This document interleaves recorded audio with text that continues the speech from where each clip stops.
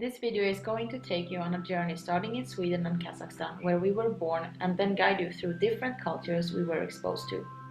The purpose of this video is to critically analyze four cultural theories by relating them to our own life experiences and how they can assist us in our professional development and future career in the service sector.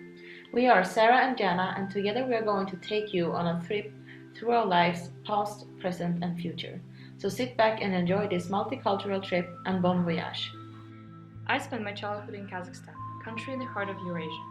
I was born in 1993, just 2 years after the collapse of USSR. Being a former Soviet republic, Kazakhstan has been greatly influenced by Russian culture. My parents, who were born in USSR, hold Soviet beliefs and values, therefore inculcated them in me as well. According to Hall, Kazakhstan is very similar to Russia in its high context culture. This kind of culture is very relational and collectivist. This means that Kazakhstani people value interpersonal relationships that heavily rely on trust. Even though I have been continuously traveling for the past 4 years and see my family so rarely, I can still feel a collectivist spirit inside me. When I first met you, Sarah, I was greatly surprised and even jealous of how mobile and independent you are, how passionate about experiencing cultures and feeling comfortable being far away from your family. Myself, I do of course want to succeed in my professional career. However, family for me will always remain a first priority. In Kazakhstan, friendship builds up slowly. However, in contrast to low-context cultures tend to last longer. An omnipresent Kazakh proverb states that friendship and family are the most precious gifts in life. Leading by an example, my parents always taught me to put family first. They never prioritized their careers over the welfare and harmony in our family. Similarly, high-context association dimension is very recognizable in the Kazakhstan society. Sarah, if you ever get a chance to visit me there, you will rarely hear people using pronoun I, as everybody constantly refers to themselves as we, as a way to express loyalty and commitment to a group, where every member is trying to take care and help each other. Being raised in a high-context culture, I brought this value into my adult life. I very much enjoy working in a team rather than performing individually. Now, despite of my own beliefs and values, I do acknowledge that many cultures are more focused on goal achievement.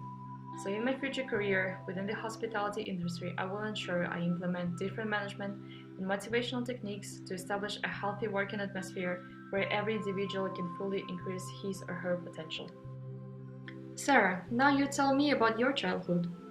Well, I was born in the northern part of Sweden, and according to Hofstede, Sweden as a country is characterized by a high femininity and low power distance.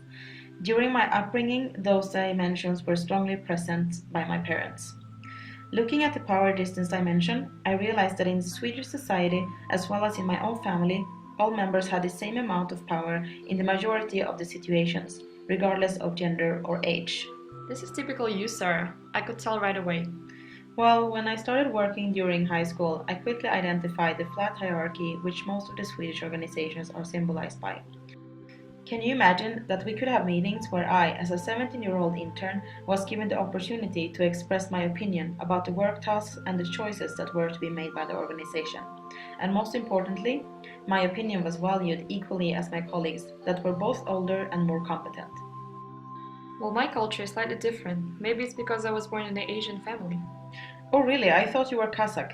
Well, my background is neither Russian nor Kazakh. I was born as a fourth-generation Korean in southern Kazakhstan.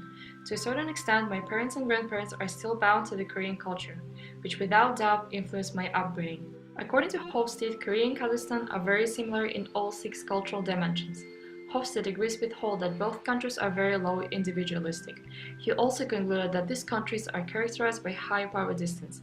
However, in my life, I experienced both sides of the power distance.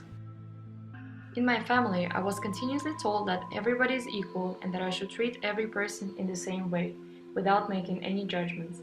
Later, while I was working in a 5-star hotel in my hometown, I fully understood Kazakhstani high power distance. I got used to providing frequent updates to my manager, consulting with upper-level employees before making any decisions. I felt that my opinion was not fully valued.